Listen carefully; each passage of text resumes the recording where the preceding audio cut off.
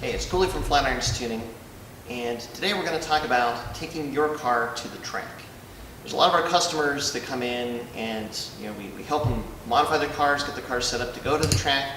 But a lot of times there's some question marks as far as what do you actually need to do to prep the car to go to the track safely. And some people are just really concerned about going to the track because you are going to be pushing the car hard and you don't necessarily feel like you'd be safe to do that, or you're concerned about breaking something. And the very best way to prevent that is definitely preparation and making sure that the car is in its perfect running condition and has all the proper fluids and stuff, so you can go to the track day and have fun and not have to worry about having a failure. So where do you start? If you're not familiar, there's an organization called NASA, National Autosport Association. They organize track days, and if you've never been to the track before, they are a great way to get onto the track for the first time. Partially because of the way that they organize the event. It's not just an open track day where everybody just kind of goes out whenever they're ready. They break it up into sections based on experience for the HPDE, High Performance Driving Experience. And it's an absolute great way to get into a track day, have a lot of guidance through the course of the day as far as how to drive the car and use the car safely. But one of the things that they've also done is they've come out with a tech inspection sheet. We'll put a link in the description of the video for all the things that you have to have checked. So what NASA does is they're checking facilities, testing facilities. You bring your car before the track day and they'll look it over for you. Or you can do it at the track for a small fee.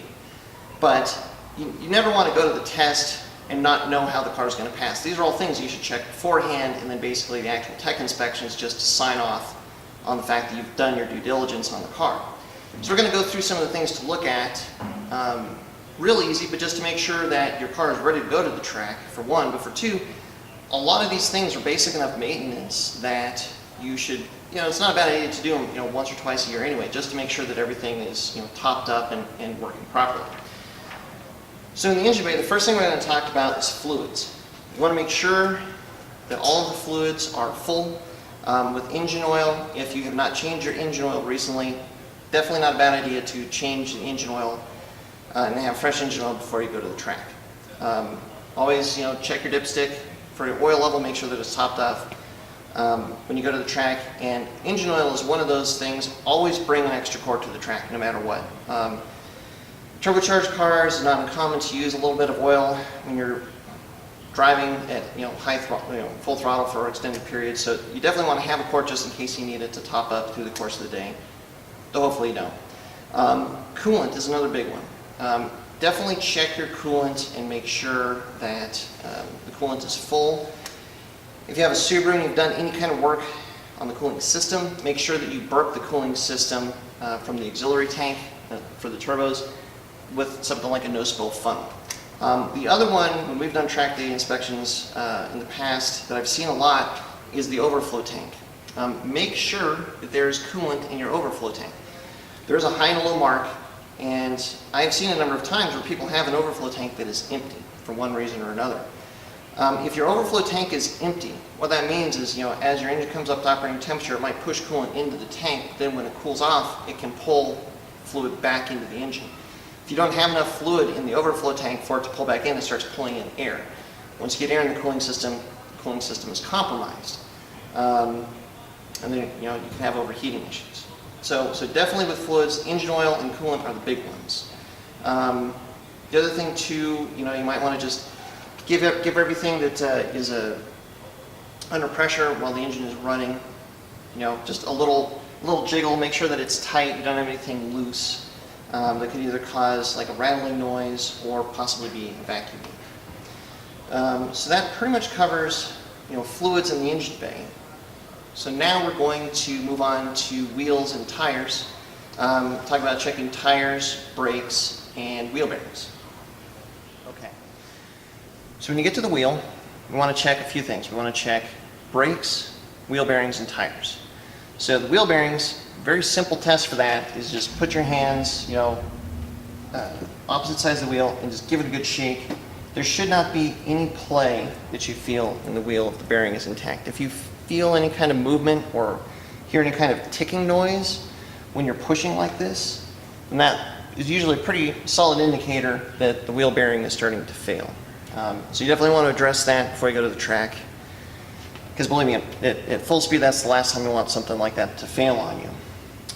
Next is tires. While you're here checking the wheel bearings, look at your tires, look at the tire tread. Make sure you don't have any abnormal wear, that you don't have a bald spot, especially don't have any cords showing.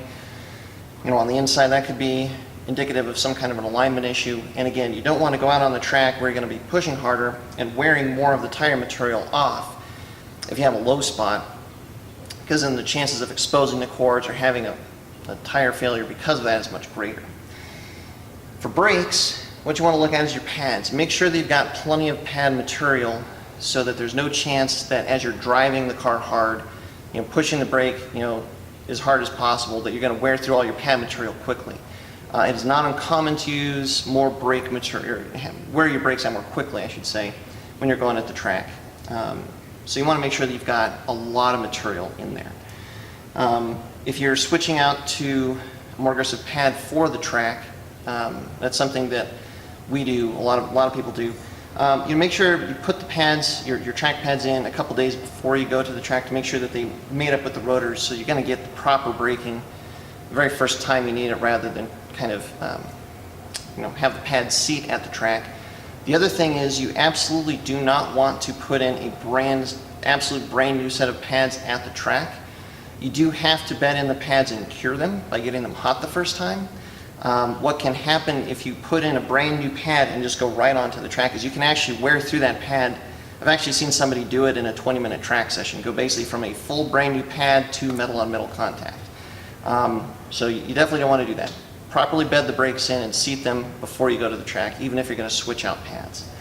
The other thing that I should mention is brake fluid. If you don't know what the last time you bled your brakes, you definitely want to do a full bleed and get new good fluid in the braking system so that you don't have brake fade issues.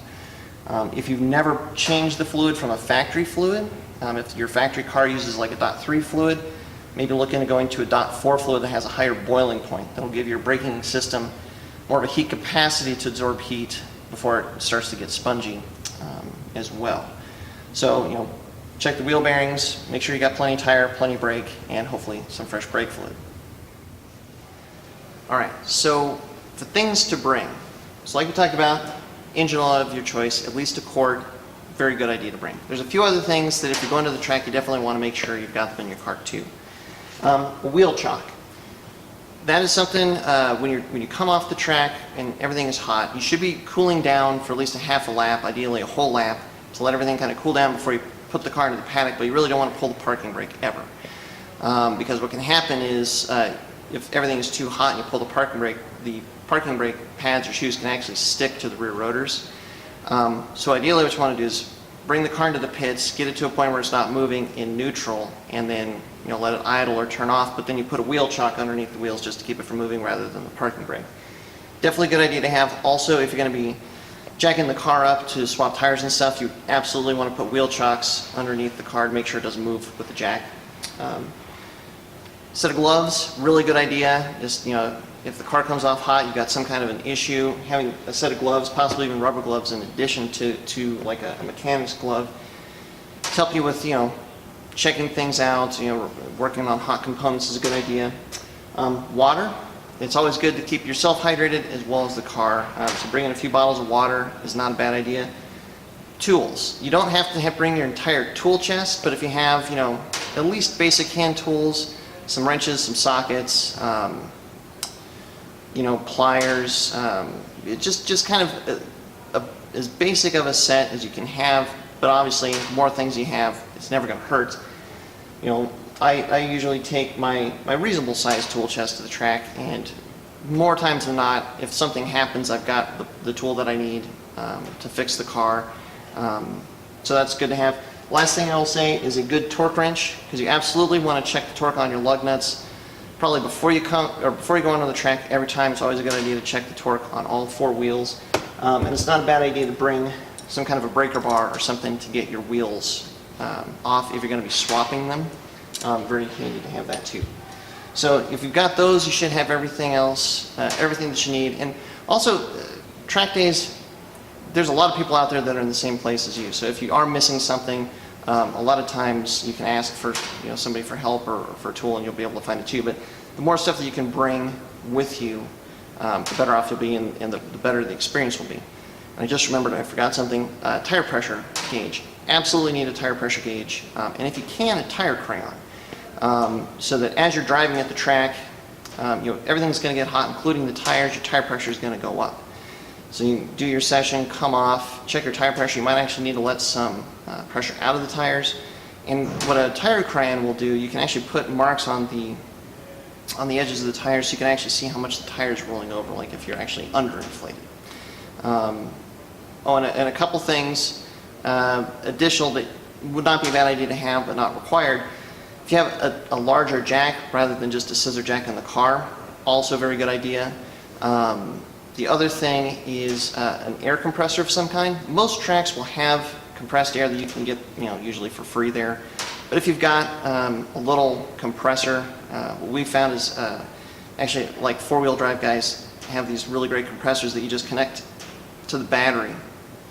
Then you can fill your tire up. And of course, safety gear, especially helmet. Make sure you got your helmet. But that's about it. That's pretty much all that you need to make sure you've got with you at the track. All right. So all that stuff is pretty easily done, more or less, from on top of the car. If you have a good way to get underneath the car to inspect some things, there's some good things to look for down underneath the car also. One of them is to just look at parts of your drivetrain, like your differential, transmission, where the axles are. Check your axle boots, make sure that they aren't torn. Look for signs of seeping from your transmission, the differentials. Anywhere that fluid is someplace where it shouldn't be, or you're collecting like dirt and grime, that can indicate that there's something that's leaking, and you don't want to have something, either run low on fluids or actually fail on you at the track. So that's a good way to check for that stuff. For the suspension, if you can, anything that moves, like your suspension linkages and stuff, get a hold of it, move it around, tap it maybe with a rubber mallet. Look for anything that's loose. A lot of the rotating components or moving components, if you can put a wrench on them, make sure that the nuts and bolts are tight.